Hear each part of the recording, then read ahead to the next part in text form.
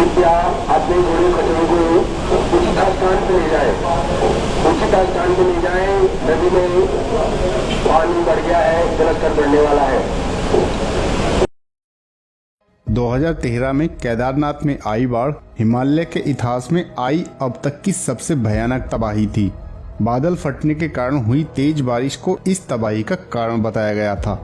इस घटना ने उत्तराखंड सहित पूरे देश के हालात बदल दिए थे। इस घटना में 5000 से भी ज्यादा लोगों ने अपनी जान गंवाई थी और हजारों लोग बेघर हो गए थे। उनमें से हजारों लोग तो ऐसे थे जिनका आज तक कुछ अता पता नहीं है। इसलिए इस वीडियो में हम डिटेल में जानेंगे केदारनाथ धाम में हुई उस आपदा के बारे में और जानेंगे केदारनाथ धाम तबाही की पूरी घटना और सच्चाई के बारे में। अगर आप भी उस घटना के बारे में विस्तार से जानना चाहते हैं तो पूरी वीडियो जरूर देखिएगा। दोस्तों 2013 में 14 मई को केदारनाथ धाम कपाट खुलने और यात्रा शुरू होने के लगभग एक महीने बाद 13 जून से 17 जून के बीच उत्तराखंड राज्य में काफी बारिश हुई थी। आमतौर पर मानसून के दिनों में होने वाली यह बारिश सामान्य बारिश से काफी ज्यादा थी। ऐसी बारिश वहां के लोगों ने पहले कभी नहीं देखी थी। केदारनाथ में आई प्राकृतिक आपदा के बाद पहले किसी को भी समझ नहीं आया कि आखिर इतनी बड़ी तबाही किस वजह से आई।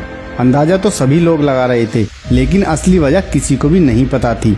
लेकिन अब तक सभी श्रद्धालु, पुजारी और अन्य लोग सहित वहां जो भारी भीड़ जमा थी, वे सभी लोग केदारनाथ धाम में ही अलग अलग होटलों, धर्मशालाओं और गेस्ट हाउस में ठहरे हुए थे और सभी लोग बारिश रुकने का इंतजार कर रहे थे। लेकिन किसी को यह खबर नहीं थी कि 16 जून की शाम को इतनी बड़ी मुसीबत आने वाली थी। 13 जून को शुरू हुई बारिश 16 जून को भी लगातार हो रही थी। सभी तीर्थयात्री केदारनाथ मंदिर के आसपास बने होटलों और धर्मशालाओं में इकट्ठा हो गए थे, लेकिन वहां मौजूद हर एक शख्स सुबह से ही डरा हुआ था। बारिश पिछले 3 दिन से रुकने का नाम ही नहीं ले रही थी। केदारनाथ धाम के आसपास कई सालों से रह रहे लोगों ने भी आसमान से इतना पानी एक साथ बरसते कभी नहीं देखा था। लगातार हो रही बारिश का असर अब धीरे धीरे दिखने लगा था। 16 तारीख की सुबह भैरवनाथ के मंदिर वाली पहाड़ी टूटने लगी थी और वहां से लैंडस्लाइड शुरू हो गया था। वह केदारनाथ से भैरव मंदिर जाने वाला मार्ग बंद हो गया। शाम होते होते नदियों का पानी केदारनाथ धाम को देश के बाकी हिस्से से जोड़ने वाले 2 पुलों के ऊपर से बहने लगा था। हालात बद से बदतर होते जा रहे थे। इन सब के बीच अब केदारनाथ में शाम ढल चुकी थी और अंधेरा भी हो चुका था। पूरे इलाके में बिजली के लिए लगा पावर हाउस फेल हो गया था। इस कारण बिजली भी गुल हो गई थी। लेकिन बारिश अभी भी जारी थी, जिस कारण केदारनाथ के आसपास के पहाड़ों में, झीलों में भारी मात्रा में पानी भर गया था और ग्लेशियर्स भी पिघलने लगे थे। साथ ही केदारनाथ के आसपास पहाड़ों पर भी बादल फट रहे थे और बादल फटने से लैंडस्लाइड शुरू हो गए थे। दरअसल केदारनाथ के आसपास बहने वाली नदियां मंदाकिनी और सरस्वती उफान पर थीं, जिससे चोराबाड़ी ग्लेशियर्स पिघल गया और ग्लेशियर्स पिघलने से मंदाकिनी नदी उफान पर आ गई थी। भारी बारिश और ग्लेशियर्स पिघल जाने की वजह से चोराबाड़ी झील में एक साथ पानी का स्तर बहुत अधिक बढ़ गया था और यह झील फट गई थी। जैसे ही यह झील फटी 16 जून 2013 की रात में करीब 8:30 बजे झील फटने और भयानक लैंडस्लाइड होने के मलबे के साथ पहाड़ों में जमा सारा पानी तेज रफ्तार से मंदाकिनी नदी के जरिए केदार घाटी में पहुंच गया। तब सभी श्रद्धालु और अन्य लोग मंदिर के नजदीक बने और घाटी से सटे मकानों में सो रहे थे। जैसे ही केदारनाथ में बाढ़ आई, किसी को समझने का मौका नहीं मिला और सभी लोग नदी के बहाव में बह गए। यह सब इतना अचानक हुआ कि किसी को संभलने का मौका तक नहीं मिला।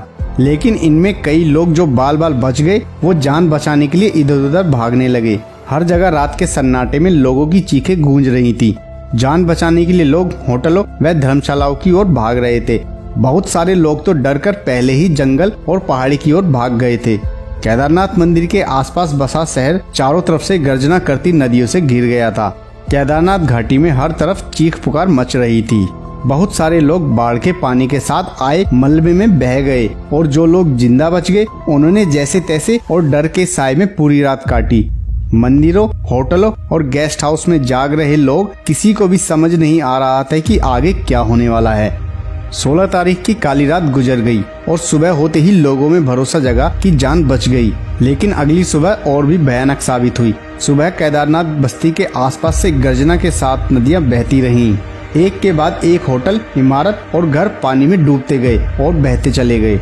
दहशत से लोग जान बचाने के रास्ते ढूंढ रहे थे। अचानक मंदाकिनी नदी की भयानक गर्जना के बीच चोराबाड़ी ताल के एक तरफ के पत्थर का तटबंध जोरदार आवाज के साथ टूट गया और एक बड़ा सैलाब मंदिर के पीछे से आया।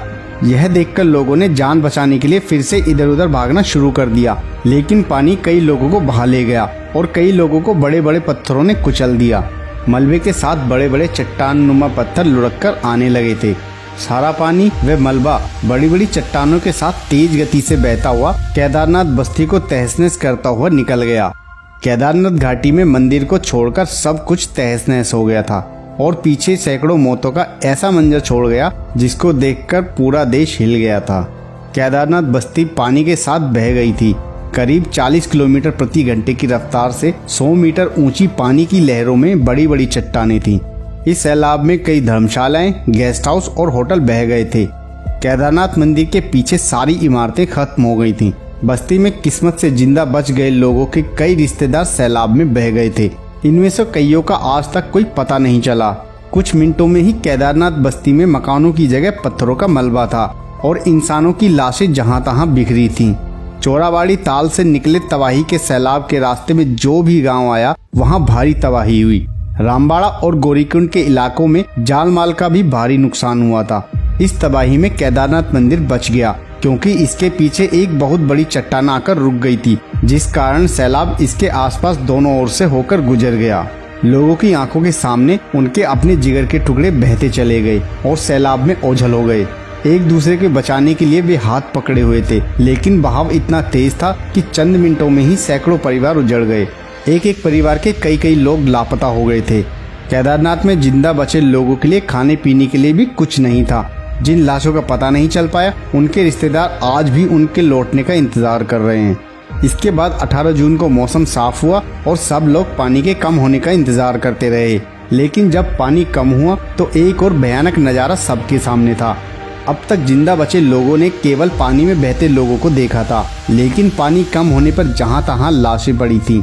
कुछ शव तो सतह पर थे, लेकिन अधिकतर शव चारों ओर फैले मलबे में दबे हुए थे। जगह जगह पत्थरों और खंडरों में लाशें फंसी थीं। चारों तरफ बहुत ही डराने वाला और मन को खराब करने वाला दृश्य था।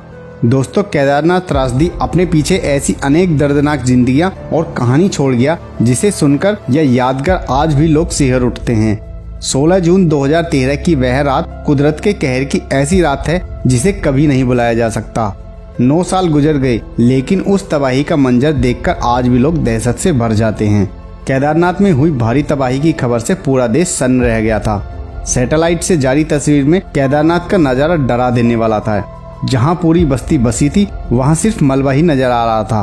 तबाही के बाद इस महाप्रलय में कितने लोग मारे गए थे, इसका सही आंकलन भी नहीं हो पाया था। सरकारी आंकड़ों के अनुसार 5000 लोग से ज्यादा लोगों ने अपनी जान गंवाई थी, लेकिन ऐसा माना जाता है कि 5000 से कहीं ज्यादा अधिक लोगों ने अपनी जान इस त्रासदी में गंवाई थी। वहीं कई हजार लोगों का अब तक कोई अता पता नहीं है। इस तबाही के महीनों बाद भी केदारनाथ के आसपास के इलाकों से मिले कंकाल भी बताते हैं कि प्रलय का वो मंजर कितना भयानक था। सेना, वायुसेना, ITBP और NDRF टीम ने इस तबाही के बाद मिलकर लाखों लोगों को बाढ़ से निकालकर उनकी जान बचाई थी। लाखों लोग बेघर हो गए और करोड़ों रुपए का नुकसान भी हुआ था। अधिकतर रास्ते कट गए थे। कई पहाड़ दरकने से सब कुछ मलबे में तब्दील हो गया था। इस घटना के बाद 2 साल तक केदारनाथ की यात्रा पर रोक लगा दी गई थी, लेकिन आज भी उत्तराखंड उस बाढ़ के चोट से उबर नहीं पाया है। ये आपदा उत्तराखंड सहित देश के लोगों के लिए भी किसी बुरे सपने से कम नहीं थी। बादल फटने के कारण हुई बहुत तेज बारिश को इस तबाही का कारण बताया गया, लेकिन एनवायरमेंटलिस्ट और एक्सपर्ट मानते हैं कि मानवीय कारणों से यह आपदा आई थी। पहाड़ों पर अत्यधिक निर्माण कार्य करने, बहुत अधिक पर्यटकों की आवाजाही, खनन के कारण पहाड़ों और पारिस्थितिक तंत्र को बहुत ज्यादा नुकसान पहुंचा था, जो इस त्रासदी का कारण बना। हालांकि बहुत ज्यादा बारिश के कारण भी यह बाढ़ आई। तेजी से हुए निर्माण कार्यों के बाद हालात भी जल्दी ही सुधरे थे और ये क्षेत्र फिर से विकसित होने लगे। वहीं इस हादसे के बाद सरकार भी संभली। यात्रा पर आने वाले हर यात्री का पंजीकरण करवाना जरूरी किया गया, जिससे श्रद्धालुओं का रिकॉर्ड रखा जा सके।